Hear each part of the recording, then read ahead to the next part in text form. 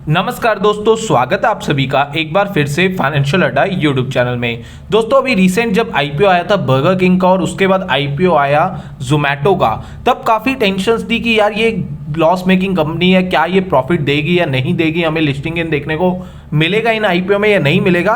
But दोनों ही IPO यानी burger king और अगर हम बात करें जोमैटो की, तो दोनों ने ही बहुत ही बेहतरीन लिस्टिंग गेन दिए और लिस्टिंग गेन के बाद भी अच्छा रिटर्न हमें उसमें देखने को मिला। अभी आईपीओ आ रहा है देवयानी इंटरनेशनल लिमिटेड का। तो अब बात करते हैं जो देवयानी इंटरनेशनल लिमिटेड है ना, ये एक और लॉस मेकिंग कंपनी है, बट एक ऐसी कंपनी है जिसके प्रोडक्ट्स को, जिसके जो रेस्टोरेंट्स है उसको घर घर में लोग यूज कर रहे हैं। तो अब आज की इस रिव्यू वीडियो में हम बात करेंगे क्या हमें इस आईपीओ से एक्सपेक्टेशन है और क्या हमें इस आईपीओ में लिस्टिंग इन देखने को मिलेगा या नहीं मिलेगा। सो आज की रिव्यू वीडियो एंड तक जरूर देखना और अगर चैनल पर पहली बार विजिट कर रहे हो तो चैनल को सब्सक्राइब जरूर करना और साथ में बेल आइकन को भी जरूर दबाना ताकि आने वाली जितनी भी वीडियोस है उनके नोटिफिकेशंस मिल पाए। सो गाइस पहले मैं आपको बता दूं आईपीओ में इन्वेस्ट करने के लिए डीमैट अकाउंट मैंडेटरी है। Free demat account angel broking के साथ ओपन कर सकते हो, लिंक डिस्क्रिप्शन में अवेलेबल है। चलिए दोस्तों आज की रिव्यू वीडियो शुरू करते हैं। सबसे पहले यहां पर हम बात करेंगे अबाउट कंपनी की अगर हम बात करें तो incorporated in 1991 Devyani international limited is the largest franchisee of Yum brands and among the largest quick service restaurant chain operators in India with 655 store across 155 cities all over India as of March 31, 2021। यानी Devyani international limited जो है वो largest franchise है Yum brands की और among the largest quick service restaurant chain में है, largest operator है जिसके पास इस टाइम टोटल 655 स्टोर्स हैं अक्रॉस 155 सिटीज। और यम ब्रांड्स इंक्लूड करता है Pizza Hut, KFC and Taco Bell brands. यानी ये कंपनी जो देवयानी इंटरनेशनल है वो इस टाइम कौन से रेस्टोरेंट्स मैनेज कर रही है? Pizza Hut, KFC, taco Bell brands. और पिज्जा हट और केएफसी तो आपको पता है घर घर के ब्रांड्स है, यानी इसको हर कोई यहां पर जाके खाना पसंद करता है और हर कोई अपने घर में भी इनके फूड्स को ऑर्डर करता है। आगे हम बात करेंगे इस कंपनी के बारे में। तो देवयानी इंटरनेशनल ऑपरेट करती है 3 बिजनेस वर्टिकल में। सबसे पहला बिजनेस वर्टिकल है इनका कोर ब्रांड्स। कोर ब्रांड्स में इनके आ जाते हैं KFC, Pizza Hut, Costa coffee stores in India. Second इनका वर्टिकल है इंटरनेशनल बिजनेस। इंटरनेशनल यानी स्टोर्स आउटसाइड इंडिया, मतलब इंडिया के बाहर जो इनके स्टोर्स है दैट इज नेपाल और नाइजीरिया। नेपाल और नाइजीरिया में भी इनके स्टोर्स हैं। थर्ड बिजनेस वर्टिकल आ जाता है अदर बिजनेस। अदर बिजनेस में आ जाते हैं ओन ब्रांडेड स्टोर जैसे फूड स्ट्रीट, मसाला ट्विस्ट, क्रश जूस बार, इल बार, ऐसे इस तरह के जो इनके अपने फूड ब्रांड्स हैं वो इनके थर्ड बिजनेस में आ जाता है। ठीक है, अभी अगर हम बात करें इनिशियली इन्होंने जो ये बिजनेस स्टार्ट किया था ना देवयानी इंटरनेशनल में, जो इन्होंने बिजनेस स्टार्ट किया था वो इनिशियली स्टार्ट किया था पिज्जा हट स्टोर इन जयपुर, बट धीरे धीरे ऑपरेशन इन्होंने एक्सपैंड करे और इन्होंने केएफसी और पिज्जा हट में बहुत अच्छी ग्रोथ करी। इस टाइम करेंटली अगर मैं बात करूं, it operate 264 KFC stores, 297 Pizza Hut stores and 44 Costa Coffee stores in India। तो काफी अच्छा इनके पास मार्केट शेयर भी है इसके थ्रू। आगे हम बात करेंगे देवयानी इंटरनेशनल की कॉम्पिटिटिव स्ट्रेंथ की। तो स्ट्रेंथ की अगर मैं बात करूं the product portfolio well recognised QSR brand, जो इनका प्रोडक्ट पोर्टफोलियो वो वेल रिकॉग्नाइज्ड है, यानी केएफसी जो ब्रांड है, पिज्जा हट जो ब्रांड है वो वेल रिकॉग्नाइज्ड है। Largest franchisee of Yum brands in India. अभी जो ये यम ब्रांड्स है जिसके अंडर इंक्लूड होते हैं Pizza Hut, KFC, Costa Coffee, Taco Bell, उसकी ये लार्जेस्ट फ्रेंचाइजी होल्डर है। ठीक है, थर्ड आ जाता है cross brand synergy provide operating leverage benefits. यानी इनके अपने ही रेस्टोरेंट जैसे केएफसी है, ये केएफसी, पिज्जा हट, उनमें क्रॉस ब्रांडिंग कर सकते हैं तो उससे भी काफी इनको सिनर्जी मिलती है और बेनिफिट होता है। ठीक है, discipline financial approach with a strong focus on cash flow management. जो कैश फ्लो मैनेजमेंट है वो इनकी काफी स्ट्रॉन्ग है, बट जो इनको प्रॉब्लम आ रही है वो ये है कंपनी लॉस मेकिंग है। लॉस मेकिंग का एक रीजन है जो इनका डेट है, डेट की वजह से भी लॉस मेकिंग है और सेकंड रीजन है कोविड के कारण भी इनको लॉस देखने को मिला है। लास्ट अगर हम कॉम्पिटिटिव स्ट्रेंथ की बात करें तो स्ट्रॉन्ग स्टोर नेटवर्क है 264 केएफसी स्टोर, 297 पिज्जा हट स्टोर और 44 कोस्टा कॉफी स्टोर। तो स्टोर नेटवर्क भी इनका काफी अच्छा है। अब हम बात करेंगे कंपनी के प्रमोटर्स के बारे में। तो रविकांत जयपुरिया, वरुण जयपुरिया और RJ corporation limited are the company promoters. और अब हम बात करेंगे ऑब्जेक्टिव ऑफ द इशू। तो ऑब्जेक्टिव ऑफ द इशू में अगर हम बात करें तो रीपेमेंट और pre payment of companies borrowing fully और पार्शली, यानी ये जो पैसा रेज कर रहे हैं इससे कहीं ना कहीं ये फुली पेमेंट या पार्शली अपने डेट को क्लियर करेंगे। सेकेंड ऑप्शन है जनरल कॉर्पोरेट पर्पस, जो जो हर आईपीओ में होते हैं, और एक ऑप्शन है इस आईपीओ में ओएफएस भी है। ओएफएस माने ऑफर फॉर सेल, वो आगे मैं आपको डिस्कस करूंगा। अब हम बात करेंगे यहां पर कंपनी के फाइनेंशियल्स के बारे में। हर एक आईपीओ को फाइनेंशियल्स को देखना बहुत जरूरी है। तो फाइनेंशियल्स में अगर हम बात करें रेवेन्यू फ्रॉम ऑपरेशंस की, तो 2019 में इनका रेवेन्यू था 1310.60 करोड़, जो कि इंक्रीज हो जाता है 15.70% से 1516.39 करोड़, और डिक्रीज होता है लगभग 25% से 1134.84 करोड़। और अगर हम बात करें net loss of the year, यानी इसमें प्रॉफिट तो है ही नहीं कंपनी, बिकॉज अभी लॉस मेकिंग है और लास्ट 3 ईयर से कंसेक्यूटिव लॉस, मतलब कंसिस्टेंट लॉस आ रहा है, इनको हम देख जा रहे हैं 3 साल से लगातार लॉस हो रहा है। तो लॉस की अगर हम बात करें 2019 की, तो 94.14 करोड़ का लॉस हुआ। उसके बाद इनको 2020 में लॉस इंक्रीज हुआ 121.42, और उसके बाद 2021 में इनका लॉस हो गया 62.99, यानी 2020 में जो इनका लॉस था 121 करोड़, उससे बिल्कुल एक तरह से हाफ हो गया लॉस यहां पर 2021 में। तो यानी कंपनी अपने फाइनेंशियल में इंप्रूवमेंट तो ला रही है, बट धीरे धीरे देखा जाएगा कंपनी कब प्रॉफिटेबल होगी, क्योंकि अभी तो लॉस मेकिंग है, बट इन फ्यूचर कितने टाइम में प्रॉफिटेबल होगी ये देखने वाली बात होगी। अब हम बात करेंगे देवयानी इंटरनेशनल आईपीओ की बेसिक डिटेल्स के बारे में। तो आईपीओ आज ऑलरेडी ओपन हो चुका है 4 अगस्त 2021 को, और आईपीओ क्लोज हो रहा है 6 अगस्त 2021 को। इशू टाइप की बात करूं तो ये एक बुक बिल्ट इशू है। फेस वैल्यू की बात करूं तो ₹1 पर इक्विटी शेयर फेस वैल्यू है। आईपीओ प्राइस बैंड की बात करूं तो 86 रुपीज से 90 रुपीज पर इक्विटी शेयर यहां पे प्राइस बैंड रखा गया है। मार्केट लॉट की बात करूं तो 165 शेयर्स का मार्केट लॉट है।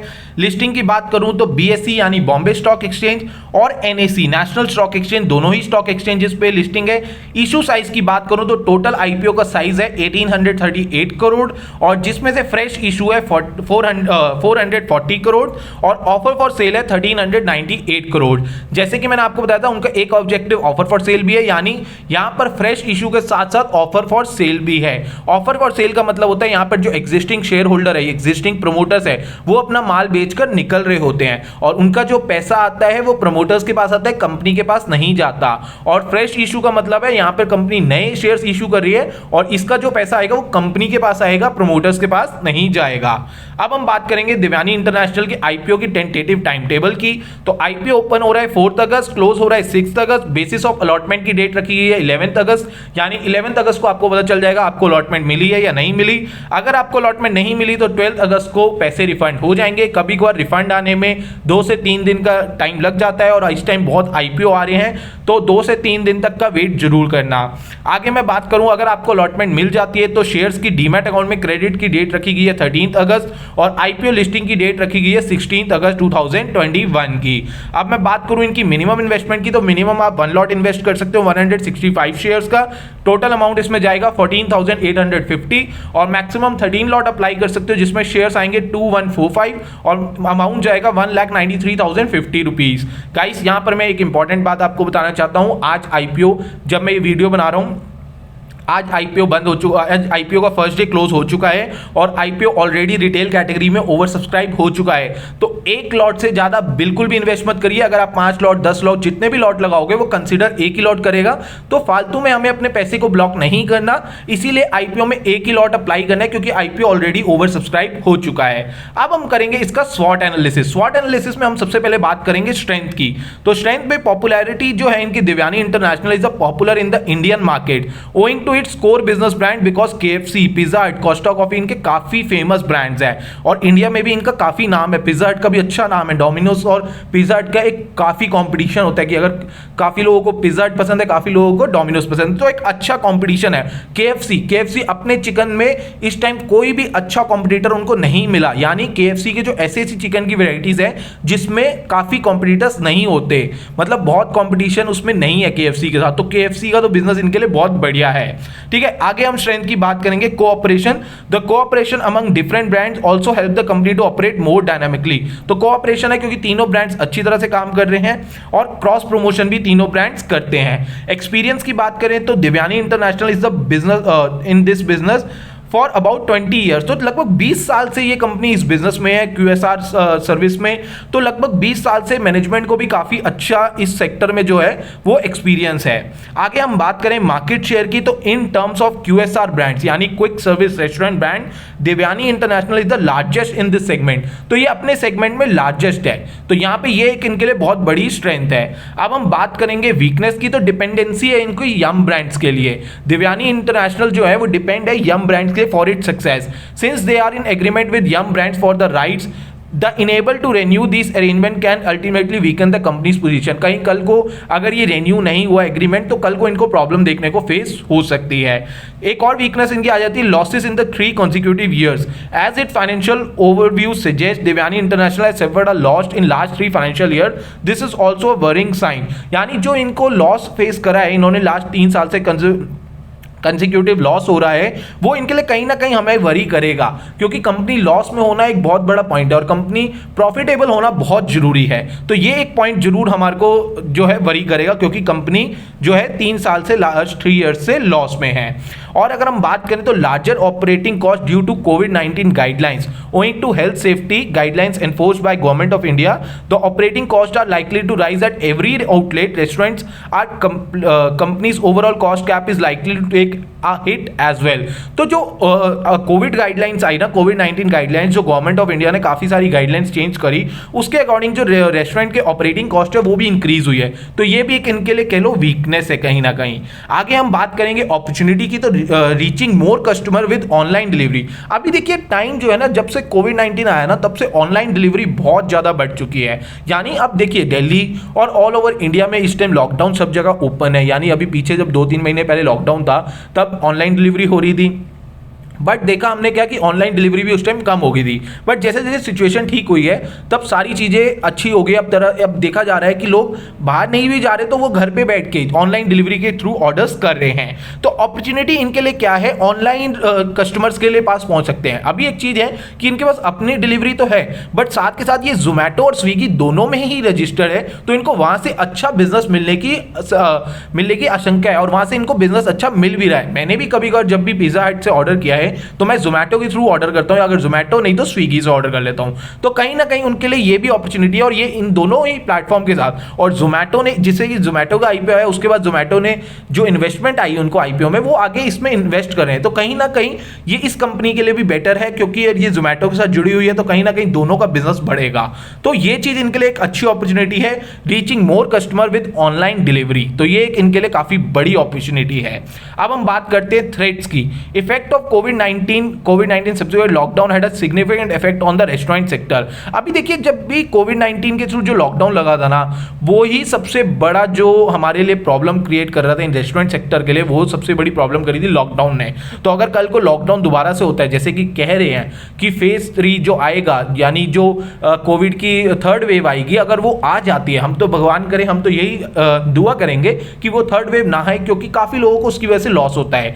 तो ये इनके लिए थ्रेट है, अगर कल को 3rd वेव आई तो कहीं ना कहीं इनको भी प्रॉब्लम देखने को मिलेगी। अब सारी बात हमने यहां पर कर ली, पूरा स्वॉट एनालिसिस कर लिया, क्योंकि स्वॉट एनालिसिस से हमें आइडिया हो जाता है कंपनी की स्ट्रेंथ क्या है, वीकनेस क्या है और कंपनी के पास क्या अपॉर्चुनिटी और कंपनी के लिए क्या थ्रेट है।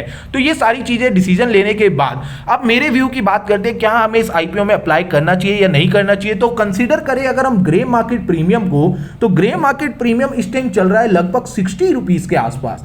बट अगर मैं एक्सपेक्ट करता हूं ग्रे मार्केट प्रीमियम 50 रुपीज भी ओपन होता है, यानी ये आईपीओ लिस्टिंग डे वाले दिन 50 रुपीज भी अबव ओपन होता है, तो एक 8000 तक का गेन देखने को मिल सकता है। 8250 यानी 165 शेयर्स इंटू 50 टोटल गेन हमें देखने को मिलेगा 8250। अभी ग्रे मार्केट प्रीमियम बिल्कुल भी रिलायबल नहीं होता, सिर्फ एक आइडिया है, बट इस आइडिया के थ्रू मेरा व्यू है कि मैं लिस्टिंग गेन के लिए अप्लाई कर रहा हूं और कई हद तक अगर मेरे को अलॉटमेंट मिली तो मैं यहां पे 80-20 वाली स्ट्रैटेजी खेलूंगा। अभी ये 80-20 की स्ट्रैटेजी क्या है, 80-20 की स्ट्रैटेजी मेरी जो होती है वो होती है 80% profit booking on listing day और 20% उस कंपनी के साथ मैं जुड़ा हूं जब तक कंपनी अच्छा काम करने की कोशिश कर रही है और मैं इस कंपनी के साथ जुड़ना भी चाहता हूं। मुझे फ्यूचर में पता है कि ये कंपनी कहीं ना कहीं प्रॉफिटेबल होगी। तो ये जो वाली स्ट्रैटेजी है 80-20 वाली, वो भी यहां पर मैं कोशिश करूंगा कि मैं 80-20 वाली ही स्ट्रैटेजी यहां पर खेलूं। तो मैं लिस्टिंग गेन के लिए यहां पर अप्लाई करूंगा, हर एक फैमिली मेंबर्स के डीमैट अकाउंट से एक लॉट अप्लाई करूंगा। सो गाइस, ये मेरा एक पर्सनल व्यू है। आप अपने एडवाइजर से एडवाइस जरूर लें या अपना एनालिसिस जरूर करें कोई भी डिसीजन लेने से पहले। आज की रिव्यू वीडियो आपको कैसी लगी कमेंट करके जरूर बताएं। देवयानी इंटरनेशनल लिमिटेड आईपीओ से रिलेटेड कोई क्वेरी हो तो आप नीचे कमेंट सेक्शन पे मेरे से पूछ सकते हो, और कोई आईपीओ से रिलेटेड क्वेरी हो या कुछ अलॉटमेंट से रिलेटेड क्वेरी तो आप नीचे कमेंट करके मेरे से पूछ सकते हो। अगर आपके पास डीमैट अकाउंट नहीं है तो अभी फ्री डीमैट अकाउंट ओपन करिए एंजल ब्रोकिंग के साथ, लिंक डिस्क्रिप्शन में अवेलेबल है। आज की वीडियो के लिए इतना ही, मिलते हैं एक और रिव्यू वीडियो के साथ। नमस्कार, धन्यवाद।